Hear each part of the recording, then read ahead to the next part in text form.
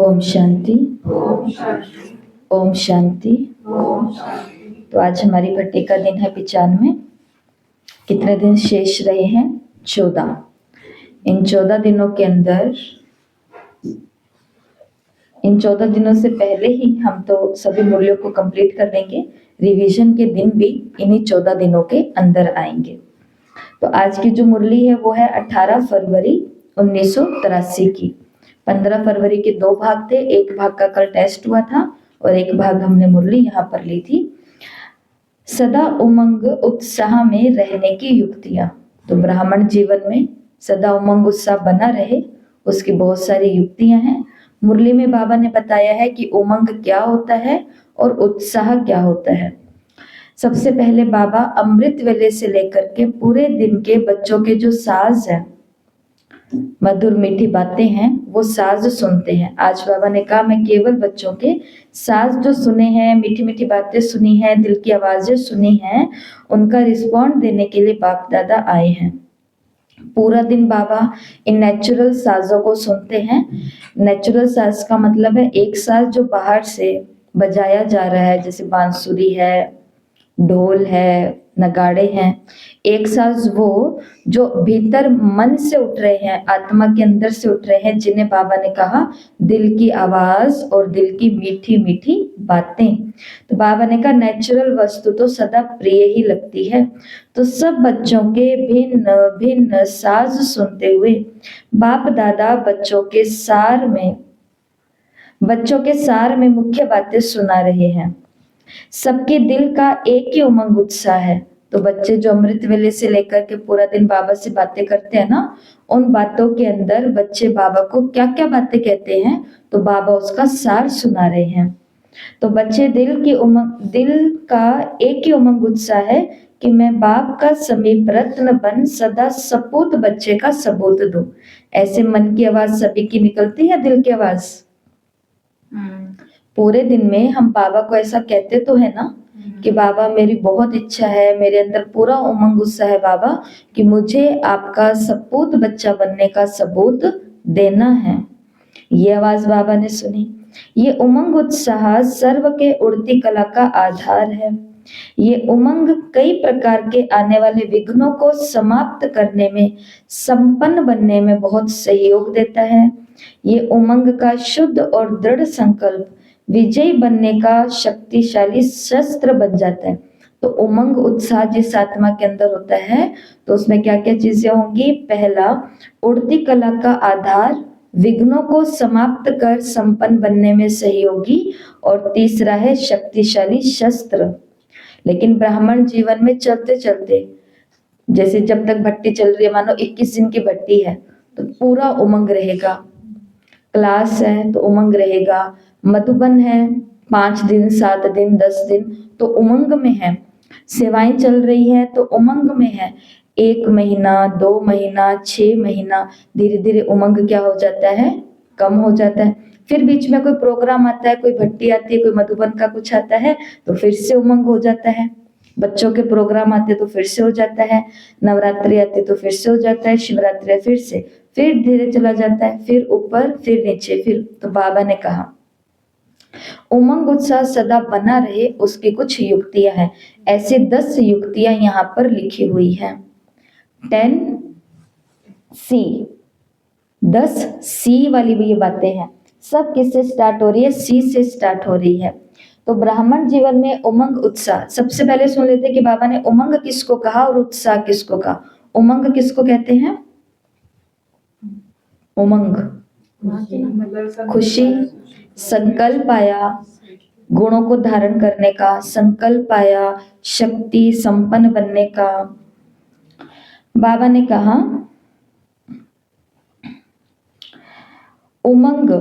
उमंग है मुझे बाप समान सर्व शक्तियों, सर्व गुणों, सब खजानों में संपन्न होना ही है। तो यह है उमंग कि मुझे ये करना ही है। और उत्साह किससे बोलते हैं? बाबा ने मुरली में बोला उत्साह क्या होता है? वह मेरा भाग्य। जो भी बाप दादा से भिन्न भिन्न टाइटल मिले हैं उसी समृद्धि में रहेंगे तो उत्साह और खुशी सदा बनी रहेगी। तो उमंग होता है कि ऐसा बनना है, ये इच्छा, और उत्साह होता है अपने भाग्य को याद करना, अपने टाइटल्स को याद करना, खुशी में रहना, उत्साह में रहना, उत्सव में रहना। सबसे बड़े से बड़े उत्साह की बात है कि अनेक जन्म आपने बाप को ढूंढा। सबसे बड़ी खुशी की, उत्साह की बात कौन सी है? भाग्य की बात कौन सी है? कि आपने अनेक जन्म बाप को ढूंढा, लेकिन इस समय बाप दादा ने आप लोगों को ढूंढ लिया। भिन्न भिन्न पर्दों के अंदर छिपे हुए थे। कौन कौन से पर्दे बाबा ने बताए? उन पर्दों के अंदर से ही ढूंढ लिया ना। बिछुड़कर कितने दूर चले गए थे, भारत को छोड़ के भी कहाँ चले गए थे। धर्म, कर्म, देश, रीति रिवाज कितने पर्दों के अंदर आ गए थे। तो इसी उत्साह और खुशी में रहते हो ना। बाप ने अपना बनाया या आपने बाप को अपना बनाया? पीछे पड़ गया बाबा। देखो कितना बड़ा उत्साह, कितना बड़ा भाग्य, कितनी बड़ी तकदीर, कितनी बड़ी खुशी है ये, कि मैं तो भगवान को ढूंढ ना पाई, लेकिन भगवान ने मेरे को ढूंढ लिया। और ना केवल ढूंढा, लेकिन प्रोजेक्ट पूरा कर रहा है वो अपना। एक तो होता है कि किसी की दिल है कि मुझे शादी करनी है, तो उसी से ही करनी है, ये लो कर ली। अब आगे क्या? बस एक तो लड़का होना ही चाहिए। मेरी इतनी सारी बेटियां हैं, एक तो हमारे घर में बेटा होना ही चाहिए। हो गया। अब मुझे ये जॉब तो हासिल करनी है, 70,000 सैलरी तो होनी चाहिए, 7 लाख का पैकेज तो होना ही चाहिए, 7 करोड़ का पैकेज तो होना ही चाहिए। अब हाँ, उस प्रोजेक्ट को तो कंप्लीट कर ही नहीं रहे हैं। क्या बताया उस दिन? कि बच्चा आपसे हुआ है, from you, not for you, आपके लिए नहीं हुआ है। तो जब वो मेरे लिए हुआ नहीं है, वो किसके लिए हुआ? वो इस समाज के लिए हुआ है, वो इस देश के लिए हुआ है, वो इस भूमि के लिए हुआ है, वो अपने जीवन की यात्रा को कंप्लीट करने के लिए हुआ है। तो उसके ट्रेनिंग भी तो उसे देनी पड़ेगी। इसी प्रकार से पैसा है, घर बना लिया, रिश्ते बना लिए, शादी कर लिया, ये कर लिया, वो कर लिया। भगवान ने हमको ढूंढ लिया, लेकिन ढूंढ करके छोड़ नहीं दिया। ढूंढ करके रोज एक क्लास को खोल दिया, सेंटर। सेंटर को भी ऐसे खोल के नहीं छोड़ दिया, वहां पर अपनी 1, 2, 3, 4, 5, 10 निमित्त को भी बिठा दिया, जो तुमको दिखेगी भी, जो तुमको बताएगी भी, जो तुम्हें समझाएंगी भी, जो तुम्हारी हर प्रकार से कोशिश करेगी कि मेरी पालना तुम्हें दे सके। उसने काम ढूंढ करके पूरा नहीं किया, उसने अपना काम निरंतर जारी रखा हुआ है। ब्रह्मा बाबा थे, नहीं रहे, मम्मा थे, नहीं रहे, दादियां थे, नहीं रहे, लेकिन शिव का यज्ञ निरंतर चालू है, अखंड है। कितनी सुंदर ये बात है। अगर हम इसके जितने भी विस्तार में जाना चाहें, उतनी हम खुशी में जा सकते हैं। बाबा ने तो बस इतना कह के छोड़ दिया कि ये कितना बड़ा आपका भाग्य, कितनी खुशी है कि आप छिप करके, बिछुड़ करके चले गए थे, लेकिन बाबा ने आपको ढूंढ लिया। लेकिन हम जब मुरली पढ़ते हैं तो ये सोचते हैं कि बाबा ने केवल ढूंढा थोड़ी ना है, पूरी की पूरी लाइफ ही बदल दी है। सोचने का तरीका बदल दिया, जीने का तरीका बदल दिया, रहन सहन का तरीका बदल दिया। तो ये असली में कोई चीज मिले तो उसका मतलब ये होता है, जीवन में कोई नया रिश्ता आया, उसको लेकर के कहाँ जा रही हूँ अता पता ही नहीं है। जीवन में नया पैसा आया, उस पैसे का क्या हो रहा है अता पता नहीं। कल हम किसी को सुन रहे थे, बहुत अच्छी बात उन्होंने बोली माता पिता के लिए। उन्होंने बोला आप अपने बच्चों के लिए सब कुछ छोड़ के जाना, लेकिन पैसा मत छोड़ करके जाना। कम से कम, मतलब पैसा छोड़ के जाओ, कोशिश करो कम से कम छोड़ करके जाओ, ताकि ताकि हाँ, ताकि ये भी कि वो लड़े भी ना आपस में, और ताकि वो बिगड़े ना, ताकि वो अपने पैरों पर खड़े होकर के अपने लिए कोई बहुत चीज अच्छी कर सके। ये भी एक अच्छी बात सुनी। तो कहने का भाव ये है, बाबा ने कहा आपने बाबा को अपना बनाया, बाबा ने आपको अपना बनाया। एक बल एक भरोसे में रहने वाले बच्चों, हिम्मत ते बच्चे, मदद ते बाप। तो बाबा ने कहा मैं कर सकूंगा या नहीं, ये संकल्प करना, ये माया का आह्वान करना है। मैं कर सकूंगा या नहीं। बाबा ने कहा पता नहीं होगा या नहीं होगा। बाबा ने कहा ये माया को रास्ता देते हो, इसके लिए हमेशा क्या बोलना है, हुआ ही पड़ा है। हमें तो बाबा ने ये सिखाया है कि काम तो हुआ ही पड़ा है, मैं नहीं करूंगा तो कौन करेगा, मैं नहीं करूंगी तो कौन करेगा। हम ही थे, हम ही हैं, हम ही रहेंगे। ये है किसकी भाषा, उमंग उत्साह में रहने वाले ब्राह्मणों की भाषा। हम ही थे, हम ही हैं, हम ही रहेंगे। और बाबा ने कहा माया अपने आप नहीं आती है, वो मेहमान को निमंत्रण हम देते हैं, कैसे बोल के, पता नहीं होगा या नहीं होगा, पता नहीं कर सकेंगे कि नहीं कर सकेंगे। बस ऐसे मुरली आके बाबा ने कहा कि ये महायज्ञ है, इसमें आपने सहयोग दिया, क्योंकि कॉन्फ्रेंस हुई है ना, तो विदेश वाले वीआईपीस को लेकर के आए, तो बाबा ने सबको ये सब कहा। सदा उमंग उत्साह बना रहे उसके लिए 10 बातें हमको अपने जीवन में लानी पड़ेगी। उसमें से पहली बात है स्वच्छता। जब घर गंदा होता है, चीजें गंदी होती है, सामान बिखरे हुए होते हैं, उस आत्मा को जिंदगी में उमंग उत्साह आएगा कुछ करने का? उसको होएगा कि सो जाऊं, पड़ा रहूं, ये भी पड़ा रहे काम और मैं भी पड़ा रहूं। इसके लिए लौकिक संसार में भी कहा जाता है कि अगर आपको उमंग उत्साह चाहिए, जैसे बच्चों को आजकल सिखाते हैं कि सुबह सुबह उठते ही सबसे पहला काम क्या करो, अपना बेड सही करो। जो स्कूल वाले बच्चे होते हैं ना, उनको कहते हैं कि सुबह सुबह तो तुमको स्कूल जाना है, घर का तो कोई काम तुमको नहीं करना है, लेकिन बस एक ही काम करना, और वो है अपनी चादर को सेट करो, अपने तकिए को थोड़ा छिड़काओ, अपने बिस्तरे को थोड़ा करो, अपनी रजाई कंबल शॉल जो भी है उसको भी सेट करो। इतना सा काम, और इतना सा काम जो इंसान उठते उठते ही कर लेता है, तो वो एक अपने अंदर नया उमंग का अनुभव करता है। ये मानसिक बातें हैं, मतलब साइकोलॉजिकल लेवल पर बताते हैं ये बातें। अचीवमेंट वाली फीलिंग आती है, खुशी वाली फीलिंग आती है, विजय वाली फीलिंग। बाबा ने कहा ना, उमंग उत्साह में जिसमें होगा वो सदा विजय का अनुभव करेगा। उमंग उत्साह जिसके अंदर होगा वो उड़ती कला का अनुभव करेगा। उमंग उत्साह जिसके अंदर होगा वो विघ्नों को पार कर रहा है वैसा अनुभव करेगा, तो विजय हो गई। इसी प्रकार से घर की और भी बहुत सारी चीजें हैं। तो शारीरिक तल पर, शारीरिक में हमारा घर आ गया, मानसिक और आध्यात्मिक, इन तीनों की स्वच्छता जो बनाएगा वही उमंग उत्साह में सदा रह पाएगा। क्योंकि जब मन की सफाई होगी तो कोई नए आइडिया आएंगे, नए आइडिया आते ही नहीं है। क्यों नहीं आते? क्योंकि पुराने वाला सामान ही नहीं समेटा हुआ,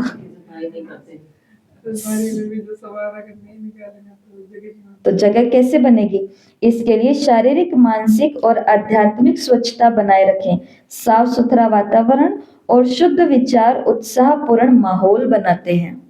बच्चे का घर में पढ़ने का जी नहीं करता, जैसे हम बात कर रहे थे, पर लाइब्रेरी में पढ़ने का जी कर जाता है। उसके पीछे का कारण ये भी है क्योंकि वहां पर डेस्क सेट है, चेयर सेट है, किताबें सेट है, और बच्चे भी वहां पर सब लोग अपने अपनी मैनर्स को बनाए हुए, डिसिप्लिन को बनाए हुए अच्छे से पढ़ रहे हैं। तो अगर ब्राह्मण जीवन में हमें उमंग उत्साह चाहिए तो पहला काम क्या करना पड़ेगा? स्वच्छता का ध्यान रखना पड़ेगा। दूसरा सी है चर्निंग, मंथन। आध्यात्मिक ज्ञान पर गहराई से मनन करें। दिव्य ज्ञान का मंथन नई अनुभूतियां पैदा करता है और मन को प्रेरित करता है और व्यस्त रखता है। जैसे बाबा ने कहा कि मैंने तुमको ढूंढ लिया, कहा ना बाबा ने। अब इसके ऊपर हमें मंथन करना है, जो भी आपको बताया कि मंथन करो, कि बाबा ने केवल ढूंढा नहीं है, बाबा ने सारी की सारी जो व्यवस्था, गुरुवार की व्यवस्था, सेवाओं की व्यवस्था, पढ़ाई की, टीचर की, सेंटर की, पाठशाला की, मधुबन जाने की, ये सब चीजें जो बाबा ने कराई है ये मेरे लिए करवाई है, ताकि बच्चे को ढूंढा पर बच्चा छोड़ के चला ना जाए, तो उसको व्यस्त रखा है। तो अगर हम ऐसा मंथन करेंगे तो हमें नए नए विचार आएंगे, नई कोई सेवा भी आ सकती है, और साथ में हमारा मन भी इसमें क्या रहेगा? व्यस्त रहेगा, और कुछ नया काम करने के लिए प्रेरित होगा। फिर अंदर में ये बात आएगी कि अरे बाबा ने मेरे को ढूंढ करके इतना कुछ काम अभी तक कर रहा है, तो मुझे भी इस यज्ञ के लिए कुछ करना है। कईयों के अंदर उमंग गुस्सा क्यों नहीं आता कि यज्ञ के लिए कुछ करना भी है? उसके पीछे बहुत बड़ा कारण ये भी है कि उनको पता ही नहीं कि यज्ञ मेरे लिए क्या कर रहा है। उनको लगता है जैसे और संस्थाएं चलती है, इनका भी अच्छा काम चल रहा है, जैसे और दुकानें हैं वैसे इनकी भी दुकान है, जैसे और महात्माएं हैं वैसे ये भी महात्मा जी बन करके अच्छा ही तो ज्ञान सुनाते हैं, अच्छा काम कर रहे हैं। वो ये समझ नहीं पाते हैं कि ब्रह्मा कुमारी कुछ भी नहीं है, ब्रह्मा बाबा भी देखा जाए तो नहीं है, उसके ऊपर की शक्ति है वो कर रही है। ब्रह्मा बाबा को देखते देखते छोड़ करके चले गए थे, क्योंकि उनको पीछे वाली बैकबोन नहीं दिखाई दे रही थी, तो उनके अंदर उमंग गुस्सा नहीं आया कुछ करने का। तो फिर नई नई अनुभूतियां होगी। तो दूसरा काम क्या करना होता है, ज्ञान को सुन करके, मुरली याद ही नहीं है, ज्ञान को सुन के किनारे नहीं लगाना, उस ज्ञान का क्या करना है, पूरा दिन मंथन करना है। तीसरा है सी फॉर क्रिएटिविटी, रचनात्मकता। अपने आध्यात्मिक अभ्यास और सेवा में ताजगी और नवाचार लेकर के आए। सेवाएं कौन सी हो, नई नई। जैसे एक मुरली बाबा की चली, उस मुरली में बाबा ने कहा था कि डेकोरेशन भी कैसे हो, नए नए हो। ऐसे नहीं कि हर शिवरात्रि पर एक ही जैसा काम स्टार्ट कर दिया, हर नवरात्रि पर एक ही जैसा कर दिया, हर शिवरात्रि पर बहनें घर में आ रही हैं, क्लासेस हो रही हैं, तो वो वही रूटीन चल रहा है कि ऐसे इनको बुलाना है, बिठाना है, कराना और भेजना है। नवीनता, हर नई हर चीज में क्या हो, ताजगी हो, इसको बोलते हैं क्रिएटिविटी, रचनात्मकता। तो भी उमंग गुस्सा बना रहता है। जैसे मुरली आज पढ़ूंगी अलग तरीके से, होमवर्क करूंगी क्रिएटिव तरीके से।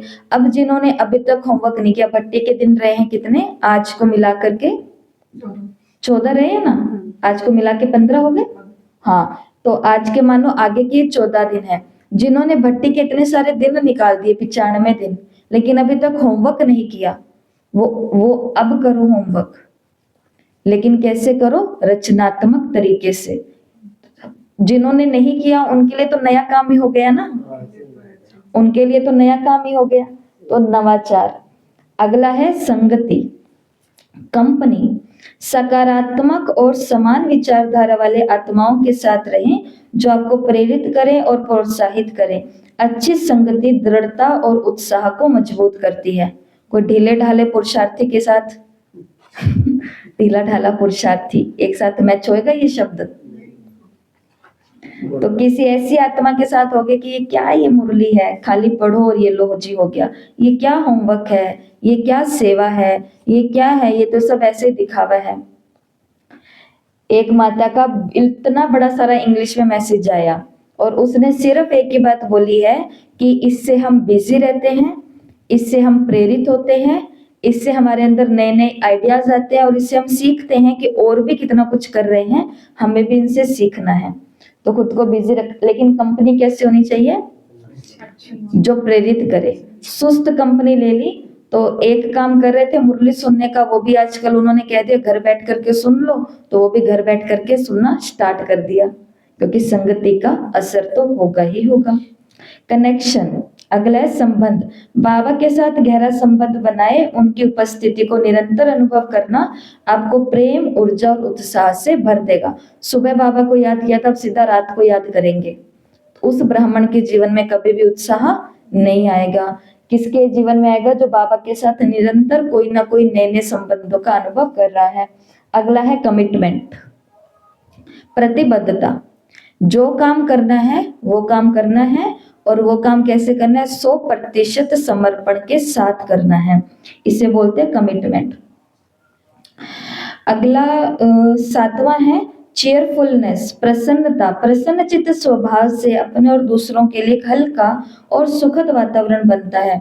खुशी सकारात्मक होती है और दैनिक जीवन में उत्साह बनाए रहती है। सकारात्मक रोग सुने ना, जो छूने से ही बढ़ जाते हैं आगे आगे।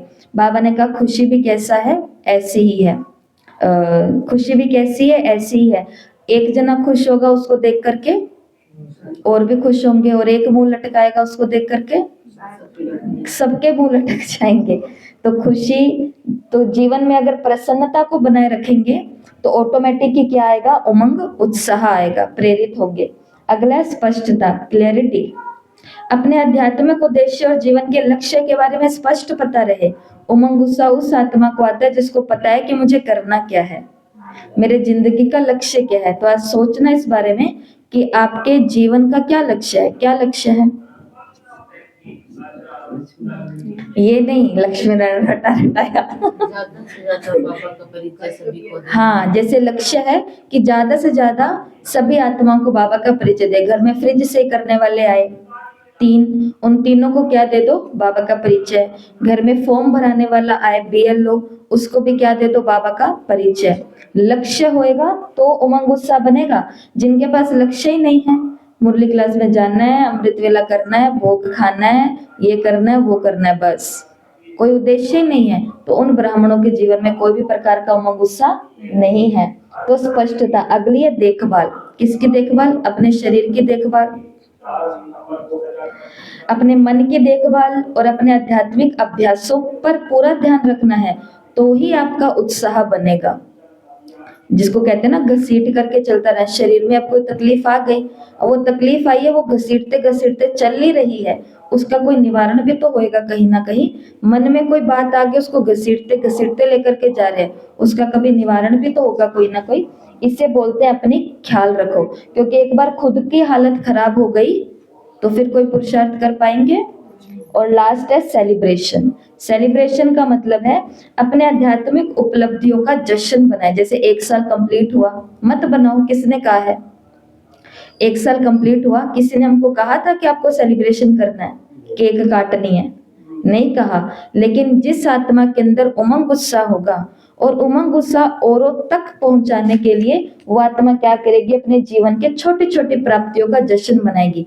जन्मदिन हो, जश्न मनाओ। सबके अंदर उमंग उत्साह आएगा कि हमें भी ऐसा करना है। थोड़ी सी तरक्की मिली है, जश्न मनाओ। और क्या लगता है, क्या खर्चा लगता है जश्न मनाने में? कुछ भी नहीं है, लेकिन केवल उस आत्मा का दिल होना चाहिए उमंग उत्साह से भरा हुआ। तो अपने आध्यात्मिक उपलब्धियों का जश्न मनाए, चाहे वो कितनी भी छोटी क्यों ना हो। मैंने पूरा 108 दिन होमवर्क किया है, अब लास्ट 108वें दिन जश्न मनाना।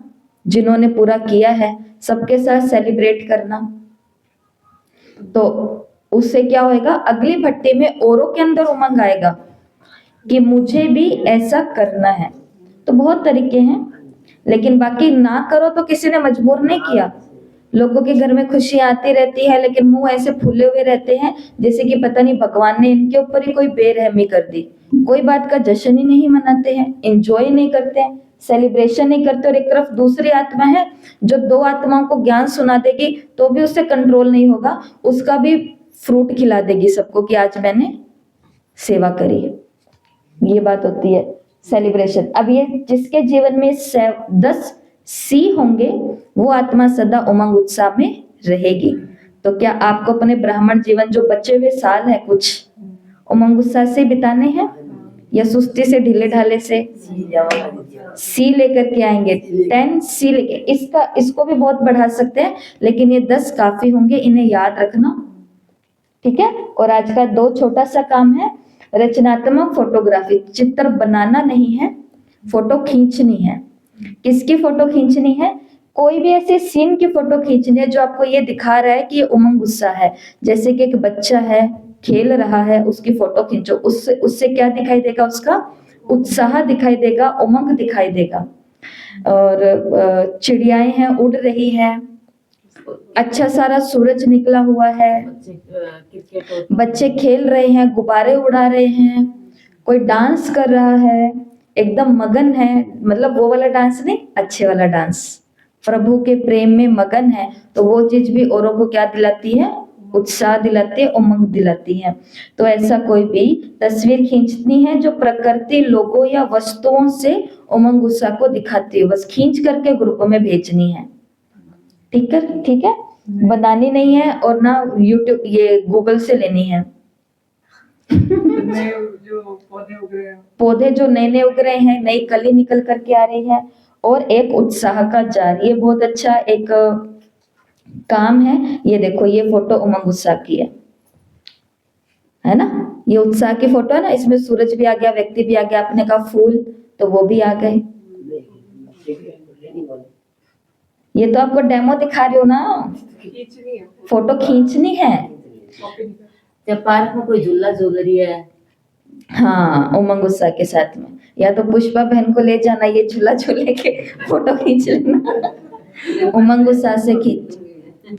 वो पुरानी वाली नहीं भेजनी। अब ये है उमंग उत्साह का ये जार है। आपने ऐसा जार पहले भी बनाया हुआ है, लव जार जिसको हमने बोला था, ठीक है। ये जार के अंदर क्या करना है, मुरली की ये जार आपको अपने पास बना के रखना है, जैसे पहले भी एक बनाया था। आप लोगों ने पर्सनल बनाया होगा, लेकिन क्लास में तो हमने बनाया था। तो पर्सनली सबको इतना इतना डब्बा या कांच का जार कुछ भी हो वो अपने पास रखना है, और रोज की दोनों मुरलियों में से जो पॉइंट आपके अंदर उत्साह लेकर के आ रहा है, बस उस पॉइंट को कागज पे लिखना है, गोल गोल बना के उसमें डाल देना है। परिस्थिति के समय इसमें से कोई भी एक चीज उठा लेना, आपकी यही स्थिति, यही बाबा का महावाक्य आपकी मदद करेगा। अपने हिसाब से अपना, जैसे आज की मुरली का कितना उत्साह वाला पॉइंट है कि तुम तो बिछुड़ करके चले गए थे दूर, लेकिन बाबा ने तुमको पर्दे में से भी ढूंढ करके, पर्दे के अंदर से भी बाबा ने ढूंढ लिया और अपना बना लिया। तो जब जीवन में जब निराश हो जाएंगे ना कि इस ब्राह्मण परिवार में कोई मेरी कदर नहीं करता, कोई मेरी नहीं सुनता, मेरा तो जीवन ऐसे ही व्यर्थ हो गया, मैं यहाँ पर हूं ही किस लिए, उस समय वो उठाना और बाय चांस वही आपके हाथ में आ जाएगा और दिखेगा उसके अंदर कि भगवान ने तुमको ढूंढा है, तो अपने आप मन को क्या मिल जाएगी, शांति मिल जाएगी। ये जार सभी को बनाना है भट्टी के लास्ट दिन में, टेस्ट वाले दिन रिजल्ट बताएंगे जब टेस्ट के बाद में, तब सभी से ये जार मंगवाया जाएगा, ठीक है। ओम शांति। आज जिस मुरली का टेस्ट है वो मुरली ये है 21 फरवरी 1983 की। ओम शांति।